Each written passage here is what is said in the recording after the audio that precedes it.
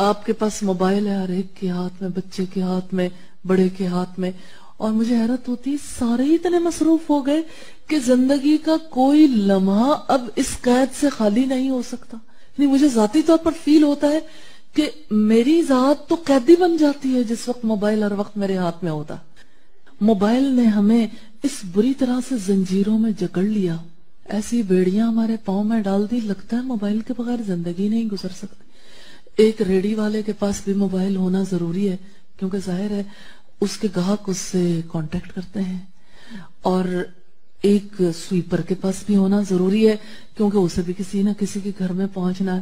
آپ سوسائٹی کا وہ فرد تو بتائیے کہ جو فرد اب موبائل کی ضرورت کو زندگی کی سب سے بڑی ضرورت نہ سمجھتا ہو. یعنی یوں لگتا ہے کہ جیسے موبائل کے بغیر زندگی نہیں ہے. ہاں، اس موبائل نے ہمیں اپنی قید میں ایسا رکھ لیا ہے کہ ہم اس قید کے حصار سے نہیں نکل سکتے. یہ موبائل بجتا ہے اور اس کے بجنے سے ہمارے کانوں کے اندر سے شیطان ہمارے وجود کے اندر اتر آتا. کسی کا موبائل بجے تباہی ہماری ہو جائے. اور اب دیکھیں ننھے بچے، کمپٹیشن لگا ہوا ہے بچوں کے درمیان، میرے پاس فلاں ماڈل کا موبائل ہے، دوسرا کہتا ہے اچھا میں بھی اپنے ماما سے اپنے پاپا سے کہوں گا مجھے بھی فلاں موبائل لے کے دیں. ماں باپ بھی مقابلے بازی کی فضا میں یہ بھول گئے کہ اس موبائل کے بچوں پہ کیا اثرات ہوں گے.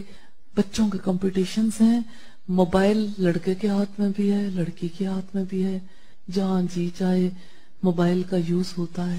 پہلے تو رابطے کرنے مشکل تھے، اب رابطہ کرنا کتنا آسان ہے. ساری رات بات، پیکیجز موبائل کمپنیوں نے ایسے دے دیے جس کی وجہ سے ساری رات سو ہی نہ سکیں.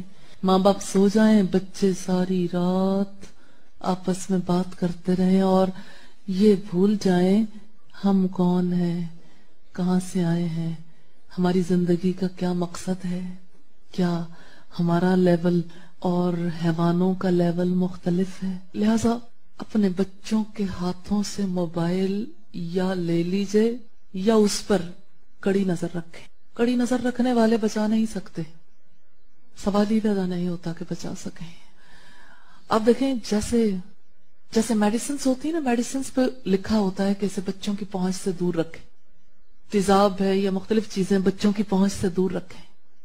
یہ موبائل کیا ہے؟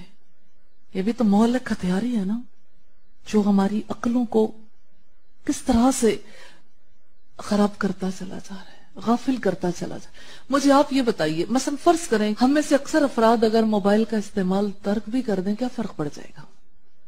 اور اگر یہ طے کر لیں فقط ضروری کال کے علاوہ کوئی اور دوسرا کام نہیں کرنا، تو کیا فرق پڑ جائے گا؟ اور اگر طے کر لیں کہ ہمارے موبائل پر کوئی دوسری ٹون نہیں لگے گی، جب لگے گی پھر کال اذان کے ہی آئے گی، اللہ اکبر کی آواز لگا لیجئے، بری لگتی ہے تو اللہ کے نام لگا لیجئے. یعنی آواز آئے، صدا ہے تو پھر ایسی آئے جس کی وجہ سے دل رب کی طرف مائل ہو. آخر رب سے زیادہ کسی اور چیز میں دل لٹکتا ہے نا، اسی بات پہ جائزہ لے لیں.